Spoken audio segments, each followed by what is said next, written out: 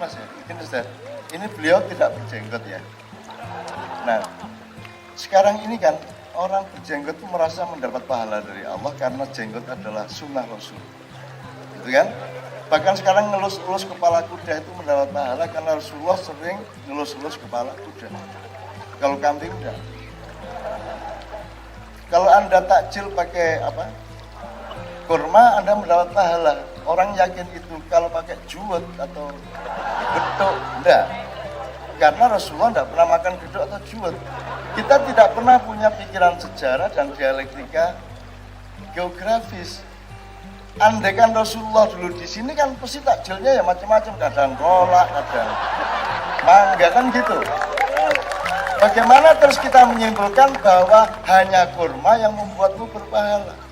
Bagaimana kamu bisa berpikiran bahwa hanya tadi antara budaya dan sunnah tadi? Kenapa kamu bisa berpikir bahwa kalau jenggotan itu dapat pahala? Memang kamu jenggotan saya puji, kamu celana congklang saya terima, saya puji.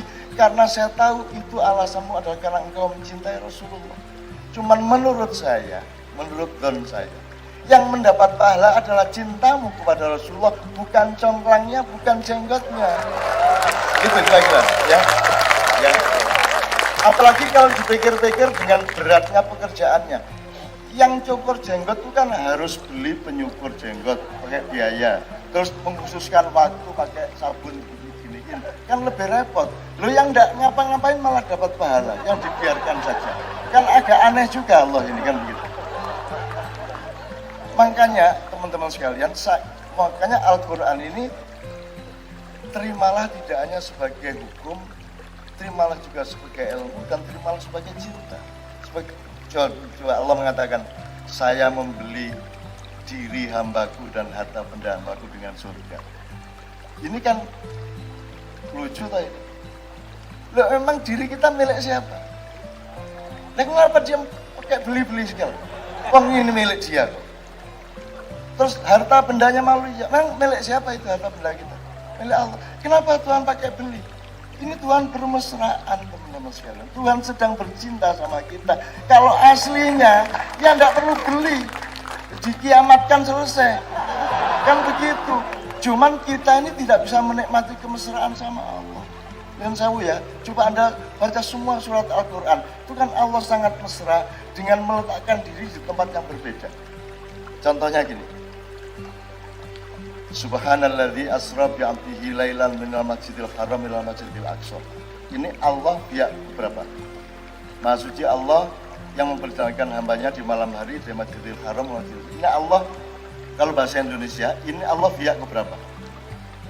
Ketiga. Yang ngomong siapa? Kita kan. Maha suci Allah. Allah kita sebut berarti dia dalam tanda petik orang ketiga. Ya, ini belum satu kalimat. Ilal Masjidil Aqsa. Terus apa? Alladzi barakna haulahu. Ini terusnya satu ayat. Yang ngomong alladzi barakna siapa? Allah. Barakna bukan barokah,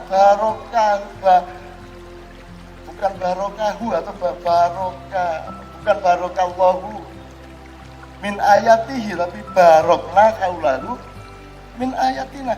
Jadi Allah tadi pihak ketika tiba-tiba dia pihak pertama. Itu kan bermesraan sama kita, mencolot rono, mencolot ini.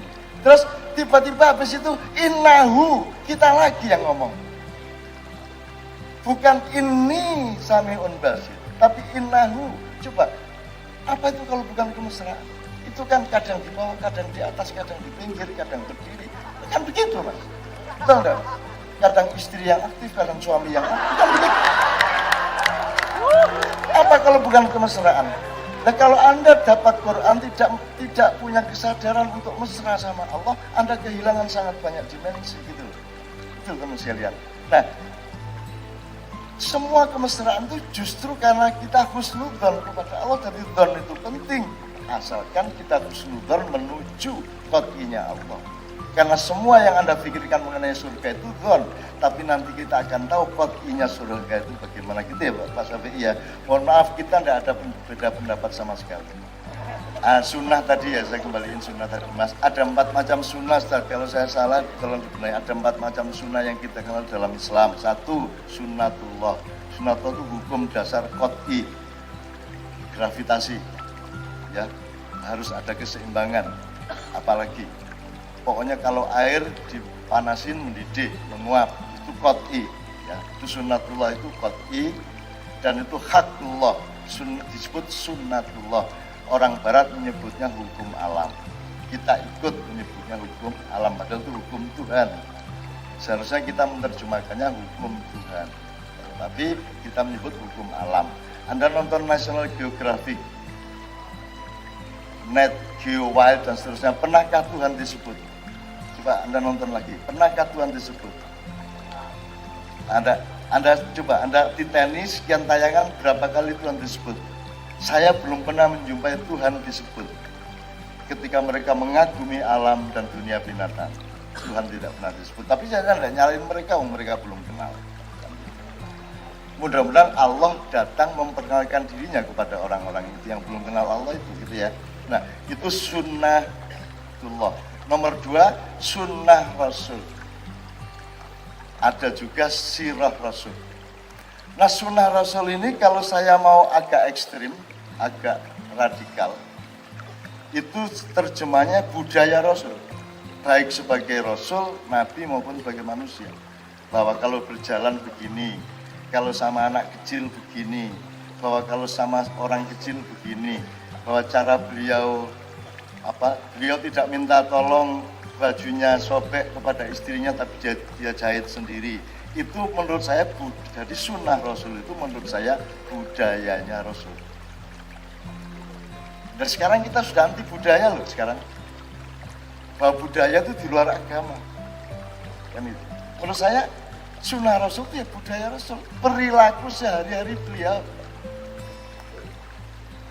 Kalau ke masjid tidak pernah pakai sendal. Kan gitu. Maka sekarang banyak orang Islam di Eropa kalau ke masjid tidak pakai sendal meskipun musim dingin. Kenapa? Ya, karena Rasul tidak pakai sendal. Loh, kalau memang mau niru Rasulullah, mbok sekalian, mbok kafah.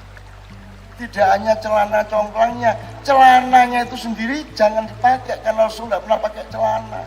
Dan tidak pernah pakai mesin jahit, tidak pernah pakai kancing baju. Kalau gitu hindari kancing baju yang tidak seperti Rasul. Dan jangan naik haji pakai pesawat karena Rasulullah naik haji jalan kaki. Kalau mau beneran loh ya, kenapa kamu ambil 1-2 dok? Kalau memang sunnah Rasul, iya. Jadi saya senang orang pakai congklang, saya senang orang jenggotan, karena dasarnya menurut saya adalah cinta kepada Rasulullah. Cuman kita jangan dipaksa untuk seperti beliau. Karena cara kita mencintai Rasulullah bisa macam-macam. Bisa sholawatan, bisa meniru perilakunya yang lain dan seterusnya gitu ya Mas. Ini yang kedua. Yang ketiga sunnah dalam fikih, matriks, wajib, sunat, mubah, makruh, haram.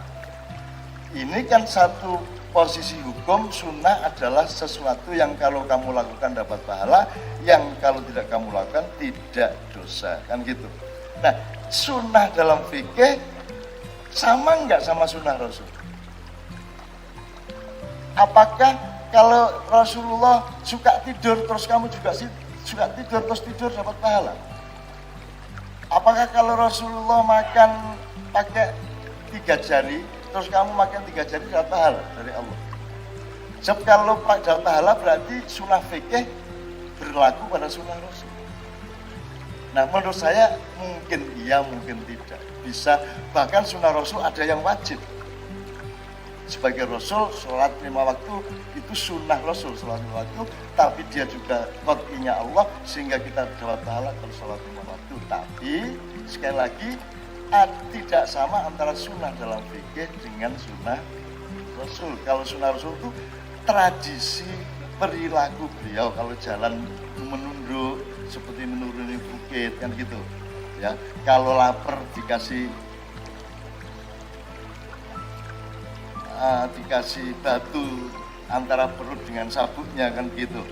Nah, jadi kalau Anda ingin dapat pahala gampang, sering-sering lapar, terus siap batu taruh di dalam maka kamu dapat pahala. Kalau itu sunnah fikih. Jadi teman sekalian, mohon para ulama, para kiai menjelaskan kepada umat bahwa ada 4 macam sunnah yang maknanya sendiri-sendiri, tidak sama. Yang keempat adalah sunat. Nah, sunat ini monggo. Tapi pokoknya begitu ya. Jadi alhamdulillah Pak Syafi'i, kalau ada yang salah saya mohon